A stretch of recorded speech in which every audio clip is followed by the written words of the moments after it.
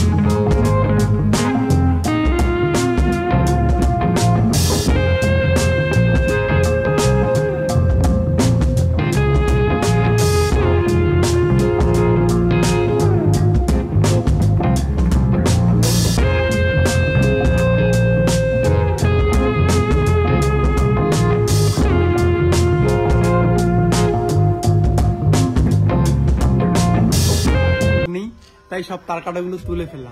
এখন এক কাজ কর, তোর পোতা পেরেকের আঘাতে কাঠটিতে যে ছিদ্রগুলো হয়েছে সেগুলো এখন তুই বন্ধ কর। এটা তো সম্ভব নয় কখনো। জীবনটাও ঠিক এরকম রে বাবা।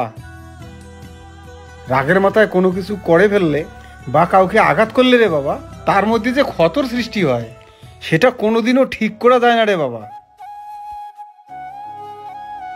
তাই যখনই কোনো বিষয় নিয়ে রাগ হবে বা কারো ওপর ক্ষুব্ধ হলে তাকেও আঘাত করতে হবে, এটা কোনো যুক্তি নয়। কারো মনে দুঃখ দিয়ে কথা বলা উচিত নয় রে বাবা। রাগের মাথায় কাউকে দুটো কথা বলে নিজের রাগকে থামাতে পারবে, কিন্তু একটা জিনিস মনে রাখবে, সেই তোমার দেওয়া কষ্টটা আর তোমার খারাপ ব্যবহারটা সে সারা জীবন মনে রাখবে। আর কোনো কিছু ভুল করার পর ভুলটা বুঝে লাভ কি, সেটা কেমন হয় বলতো? কারো পেটে ছুরি মেরে মার্ডার করে ফেললাম, পরে বললাম সরি, আমার ভুল হয়ে গেছে। কোনো লাভ নেই। তাই সময় থাকতে বুঝতে শেখো।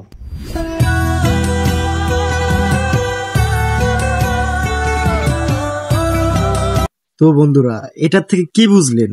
মানে আমাদের তো সঠিক সময়ে সঠিক কিছু বোঝা এবং শেখা উচিত, কোনটা সঠিক কোনটা মানে ব্যাঠিক, এটা কিন্তু আমাদেরকে বোঝা উচিত।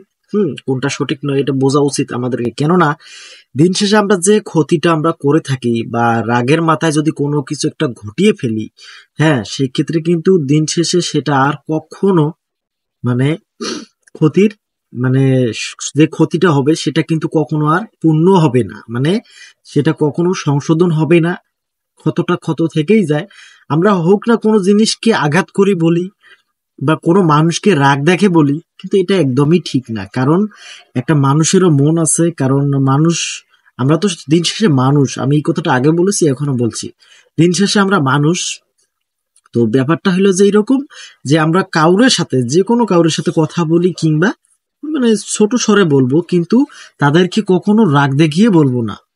তো সবচেয়ে ভালো লাগলো এই ব্যাপারটা যে উজ্জ্বল দা এত সুন্দর একটা এক্সপেরিয়েন্স বা এত সুন্দর একটা মোমেন্ট বা এত সুন্দর একটা হিস্ট্রি আমাদেরকে বা শেয়ার করেছেন, বা এটা কিন্তু আসলে আমরা মানে তাকে কি বলবো, তাকে অনেক অনেক ধন্যবাদ যে এত সুন্দর একটা এক্সপেরিয়েন্স আমাদেরকে দিয়েছেন। আমরা আসলে ভাবানীয় বিষয়।